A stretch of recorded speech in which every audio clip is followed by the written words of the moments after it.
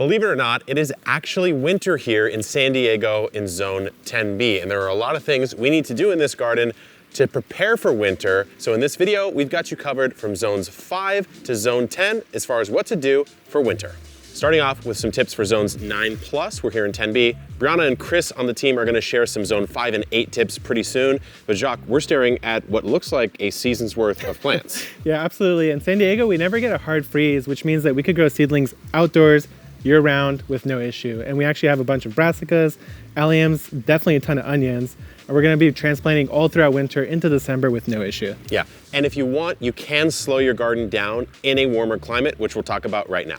If you don't want to have a full growing season like we're doing here in winter, you can do something that we did right behind me in this corn patch last year, which is throw a bunch of cover crop seeds down. It's a great way to improve the soil, beautify the space, and attract a ton of beneficials while not really doing much of anything as far as effort goes. And Jacques, you've got another solution. Yeah, and if you're in a warmer climate like we are, you could actually leave your beds unmulched if you want, because by having compost on top of your beds, that dark compost will soak up a bunch of extra heat and help your plants grow a little bit faster. Just a little extra option. Yep, so some warm climate tips, but now for those of you who are in a real winter, let's head over to Chris up in Vancouver with some epic suggestions. Hey, it's Chris, and up here in Vancouver, which is normally an 8B hardiness zone, we get our own flavor of winter. And although we don't get the really low temperatures, I would say we don't dip under 10 Fahrenheit or minus 10 Celsius. We do face another host of challenges when it comes to gardening in the winter because it's usually quite mucky here. So the combination of wet and cold is a really bad thing to put your plants through. So we're going to walk through some of the things that I do in my garden to protect the plants. Before we talk about plants, a bit of general gardening housekeeping towards the end of the year. So I try to prioritize taking down my main season growing structures and tucking them into a sheltered spot because they are honestly serving no purpose other than providing a perch for the little birds that like to visit the garden to feed off the seed heads. So what I'm gonna do right now is just remove this and tuck it into a spot that's not gonna be exposed to a lot of cold and wet, because with these wooden posts, if I can prolong their life and reduce the need for me to go out and buy more and more materials year after year, all the better. For any beds that I plan on growing winter food in, like in this big bed behind me, I usually set up a very simple low hoop tunnel using 1/2-inch PVC rebar to keep everything in place at the base. And also for the cover, I use a greenhouse polyethylene, usually a 6 mil thickness, and also the greenhouse poly allows for plenty of light transmission to reach the plants. Now the simple structure, although it's very simple, they are quite effective with keeping the plants cozy and also keeping heavy snow from squishing the plants. So what you see right here is me kind of not being proactive and fast enough to cover the plants before the snow came. A quick note on cover options: if you don't have access to greenhouse polyethylene, you can easily grab some vapor barrier from the hardware store, but depending on the manufacturer, there will be variations in how opaque it is, so that affects the light transmission and also the quality as well. And another option, if you live in an area that doesn't get mucky snow or heavy rains and you're mostly just trying to protect your plants from light frost, then fabrics are a great option. There are different weights, so you can choose a product that works with the temperatures that you need to buffer your plants from. One of the best things that you can do in the fall to prepare the garden for the winter is to collect fallen leaves to use as free mulch. So I've got my wonderful red maple here and also a lovely hazelnut shrub, and both of these drop these really lovely sized, I'd say like medium-sized leaves to use as mulch in the beds. So I try to avoid overly large leaves because they tend to squish together and smush down any plants that are trying to peek their way out of the soil. A simple rake is my tool of choice when it comes to collecting leaves because it's nice and quiet and also very gentle in case there are some overwintering insects already nestled in these leaf piles. What we really don't want to do is take a noisy leaf blower and just blast up all of of these leaves disturbing these overwintering habitats. And if you don't have access to leaves, straw is a great option for many gardens. So in my veggie beds, I have about 3 to 4 inches deep of this straw, and it helps keep the soil nice and cozy.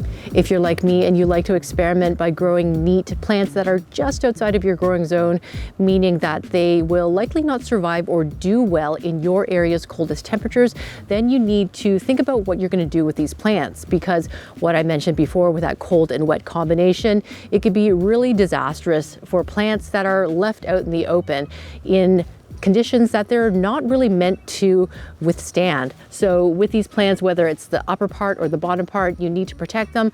Otherwise, the plant tissue gets destroyed, and come spring, when everything thaws, you're just going to see a big pile of plant mush. Here I've got this really fun fruiting subtropical perennial that didn't fruit this year, but fingers crossed that I can get some fruit next year. So what I'm doing here is just cutting back the leaves, most of the stem, and then digging out the root. And then I'm going to pot it up, give it a drink of water, and tuck it into a frost-free spot, likely the greenhouse. Now, not all of my plants need that level of protection.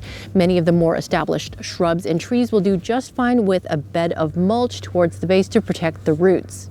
But if you're in a colder climate, you do have to take extra precautions to make sure that your plants live through some pretty harsh cold conditions. So to learn more about what that looks like, let's head on over to Colorado to see what Briana's doing to prepare her garden for the winter. Hey guys, as you can see, we've had our first killing frost. So here at the farm, we are actually zone 5-6. That means we get winter snow, we get frozen soil, and there are lots of things that we do in the fall to help so that our garden is ready to go in the spring. So as our temperatures are getting colder, Chris is bringing some things into her greenhouse, but I just don't have a very big greenhouse. It's 6 by 10, and I need the whole thing to start my 14,000 seedlings for the farm every year. So I don't really grow a lot of stuff that I have to bring into winterize, but I do winterize some things in place. And one of those things are actually newly planted trees. So trees that are older don't need this, but newly planted trees, so for the first 5 years, they really benefit from having their trunks wrapped for the winter. That's because the fluctuation in temperatures and the sun exposure can be hard on tree trunks, and we don't want them to split over the winter time. So we're going to wrap these up, and then we'll remove it in the spring. Now, whenever we aren't able to get a cover crop in, if it gets too late in the season, or if we have a crop that's just growing too late to be able to cover crop, we also use leaves, just like how Chris does. We don't mulch the leaves. We actually leave the leaves whole because there can be nesting pollinators and things in here that we don't want to chop up. So we leave them whole, we layer them thickly on top of the bed. I like to do it before we're going to get a snow because that helps weigh it down. If you're not going to get a snow anytime in the forecast, you can also use a hardware mesh to weigh it down, or just some insect netting to help keep these from blowing away. But we like to do cover crops if we can get them in, and I'm going to tell you why. Here at the farm, we focus on regenerative practices, and that means that we're trying to build our soil and our soil fertility through natural processes as much as possible. So we don't use fertilizers, we don't use pesticides, we rely on diversity, and we also rely on cover crops. So cover crops are a great way to bring biodiversity into your garden and to create a blanket for the soil over winter. So you can see that even though we've had a frost and a lot of our plants are dead, the cover crop is still growing because they're a little bit more cold tolerant. Now this is a 16 species cover crop that we've used here, and our sheep actually love to forage this down. But your cover crop is very flexible. So it kind of depends on what your goals are for your cover crop in terms of what you use. Each cover crop has a different purpose. So you want to think about your goals for your garden. If you plan to cover crop, think about what you're trying to accomplish. If you're trying to accomplish skipping the fertilizers next year, then you'll want to use a nitrogen fixer like a legume. If you're wanting to keep nutrients in your soil, you'll want to use something like oats. That's a nitrogen catch. And if you're trying to prevent erosion, there's lots of great cover crops for that. So thinking about those things is really key if you want to incorporate a cover crop into your garden. So for us here, we actually focus on planting something that's going to winter kill. That way we're planting this in fall, we're letting it grow for a little bit, and then once our temperatures dip down into the upper 20s, these cover crops are going to die back on their own, and it'll be ready to plant into in the spring. Here in my zone, fall means one thing, and that's a lot of leaves. Now we are seeing a movement where people are no longer raking and bagging their leaves as much, which is great because it's better just to leave them in place for the nesting pollinators.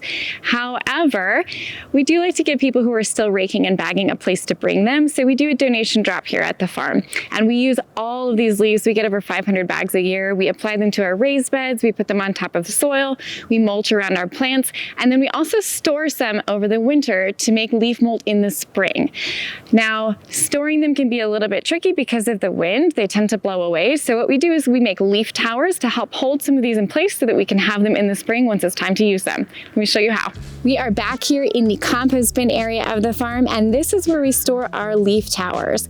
These leaf towers are a great way to store our leaves in place until the spring, just to keep them from blowing away, because it is great to have them in the garden as mulch or to make leaf mold. And we also use them a lot in our compost bins. So leaves are our primary brown ingredient because we have so many of them here. So as you can see, these leaf towers are just made out of bunny fencing, which is a wire fencing that is smaller down at the bottom and is bigger up top. So being smaller at the bottom helps to hold all that organic matter in as it breaks down. And it's nice because there's also air circulation happening in here. Now in our zone, it's pretty dry, so we really don't get any composting of this. When it's just brown, they just kind of sit here.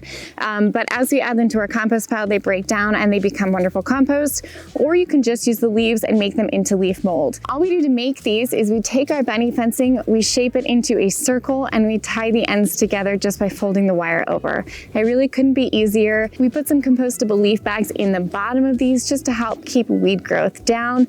And then we fill them up with leaves. We leave them until the spring, or we throw them into the compost pile. And the final thing that I like to do in the fall is to prep all of my garden beds for the spring. So when we're starting new planting areas especially, I like to let those new planting areas kind of age over the winter. And so we're actually doing a trial this year. We're doing 3 different methods. We're doing a lasagna bed, a no-dig bed, and my own method, which I call the native soil method. And we're going to do a comparison of how they all do in the spring. Prepping them in the fall just gives you a little bit of a leg up in the spring season because you're not having to try to rush to get your garden beds prepped before you can get them planted. Especially for us, we tend to have kind of wet and soggy springs, and that can be a really bad time to be out and working your soil. So I really prefer, if at all possible, to prep new planting areas in the fall so that you're ready to go come spring.